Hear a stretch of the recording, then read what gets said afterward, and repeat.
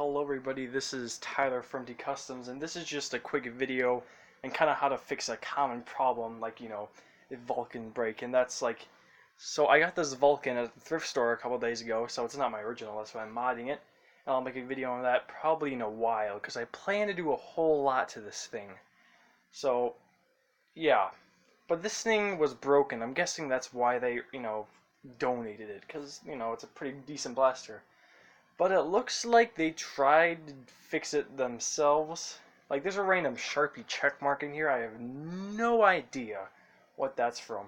And the batteries they were using for this weren't the right size, so they used gum wrappers, which isn't a bad idea, but if there's paper in there, I don't know, I feel like maybe something bad could happen.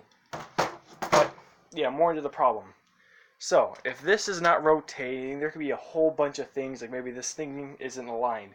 But my problem was this piece right here, which goes in about right here, and this is the thing that actually, hits this, which turns. So, see how this piece is like, nice and has a spring to it? Well, when I opened it up, this piece did not have a spring to it, so it was just, flopping back and forth. So when this pulls down, then goes back up, this thing does not come up here, and which does not engage the slope to turn it.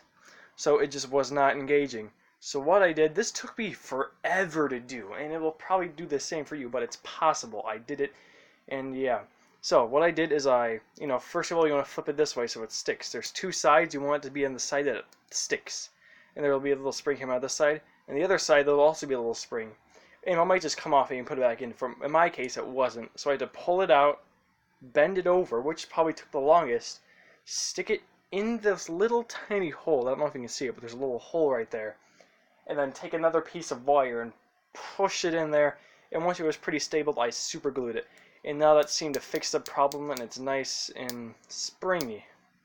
And yeah, that's about it. I'll go over all the mods I'm doing. I took out the AR in there. I don't have a good spring for that. It's either too strong or too weak. And I don't have any decent batteries yet. I plan to, use IMRs and crap, which will be cool. But yeah, I've just done basic mods to it right now. And oh yeah, for the person who was wondering about the Surefire I was making for them, here it is. It's done. I gave it a brass breech, and it gets, well, not breech, brass barrel and a paint job, which I don't think it looks too bad. I kind of like how it's nice white Elite logo and all the weathering. I don't think it looks too bad. And it gets like, I don't know, high 80s and stuff. So that will be going out soon. And yeah, if you guys have any questions about how to fix Vulcan problems, just ask me in the comments down below. And this channel isn't only going to be about the Vulcan. I plan to do a lot of other things, like here, I'll show you all the projects I'm working on. So yeah, I'm doing a pump grip integration for the whatever that is, Thunderhawk, what's that called, Night Finder mod, and a long shot integration, which I'll do a video on all of them, and also another one back there that's kind of a, I don't know, I don't even know what to call it yet. But yeah, that's about it. If you have any questions, actually, in the last video I was talking about 3D printed Vulcan belts, which is a good idea, but I tried and tried. And first there was a tolerance problem, at least that's what I thought, so I printed like a whole bunch of different ones at different tolerances.